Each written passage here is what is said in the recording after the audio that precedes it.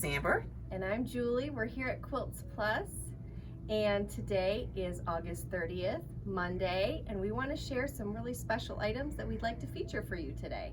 Hi, I'm Kathy, And I'm Dortha. and we're going to show you a book that we both especially like, and I'm going to show you the parts of it I like, and then Dorotha's going to interject with what her input is.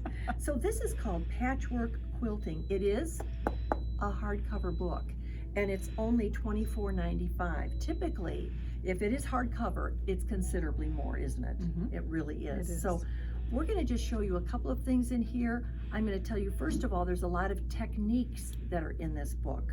How to make binding, how to make a pillow, how to do stitchery. We're going to show you something different though. Come on over. Amber, if you could just come real close. We loved this Winter Berries banner. And you can see that it's just that, it's a banner. It has this part that's right here and here. That is made out of bias strips. Now I'm going to show you how to make these. First of all, Amber, if you'll just flash over here, these are bias tape makers. So there's 4 sizes. I just happen to have one of the sizes right here. And however wide you want your bias binding, you're always going to want to cut your fabric twice as wide. So I need this, I already know that I need to use a 1/2 inch. So I would like to say I cut this, Dortha cut this.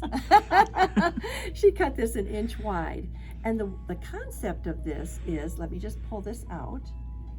This is the little mechanism. You take your fabric, and initially you do cut that on a bias. You want a pointed edge. Mm-hmm. It's just so much easier to feed through there. And then you feed it through. And then the back of it has a little opening. And both Dortha and I both do this the same way. We checked with each other. We just take a pin and we pull that down. After we do that, you pull it over and it begins to feed through there. And let me just show you this. So I put my iron on it and I back this up. And as I back that up, it automatically folds into that. Let me move it a little bit more so that you can see as Amber's taping this. So we can have a nice long bias strip for the edge of that banner, for any kind of a stem, and that stays under like that. You can see how nice that is, nice and crisp. And you could either do that with handwork then to sew that down, or you could do it just a nice little top stitch right next to the edge. So all of the raw edges are inside. So that's how that works. Now I'm going to show you a little bit more about this book. Here's the Winter Berries. I'm going to just flip over some pages. I did pre-mark them. There's a strawberry one, so it's using the same background, and it's using these other large pieces in here for different seasonal things. Look at the sunflower, and it is 3D.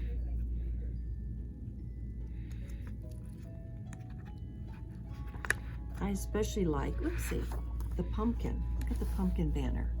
Isn't that pretty? Now, all right, now Dortha has just run for the phone. You know how we are. We have to do everything here. We have to answer the phone. We're on the videos. If she was standing here, she would say, you need to do this in wool. And she might be right back in just a second and tell you that. But the strawberry also, as I come back over here. Oh, here comes Dortha now. Dortha, I Yes. told them how, you know how you are, that I have it with fabric, and what do you say? I could do this in wool as well. I told you she'd say that. Yes, I would love to do this in wool. You just trace the pattern minus any seam allowance they've allowed on the transfer, fusible web method. You would, of course, reverse the pattern, place it on the back of your wool, cut it out on that line, fuse it down, use your blanket stitch around it. You can add colonial or French knots to imitate the seeds in gold and add a little embroidery, and wool would work just as well in that.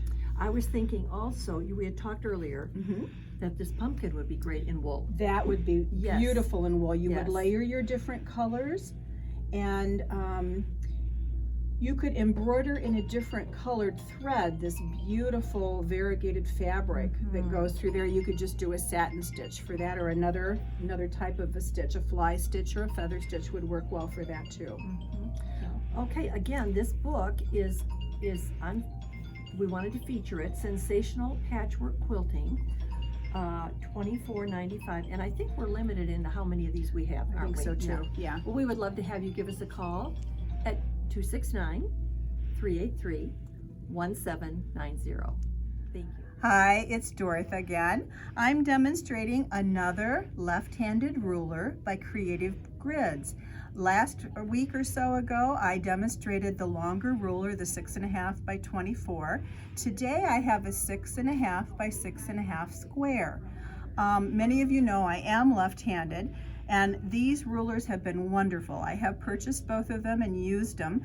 What I like about them is that the numbers are so that I can see them exactly. If I use a right-handed ruler, I have to turn it around to get everything lined up, and then I have the half-inch piece in the way, and I have to think about what I'm doing to get accurate measurements.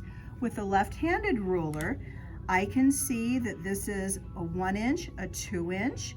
The numbers are correct for me to look at them. I can cut a 2-inch strip very easily. If I want to do half-inch pieces, the numbers are exactly right for me. They're not upside down. 1.5, 2.5. There's my 2.5-inch strip for me to cut. They're wonderful. So this is a 6.5 by 6.5 inch square. It is $17. To know that they're left-handed, there's a teal top with a hand, and it says left-handed on it.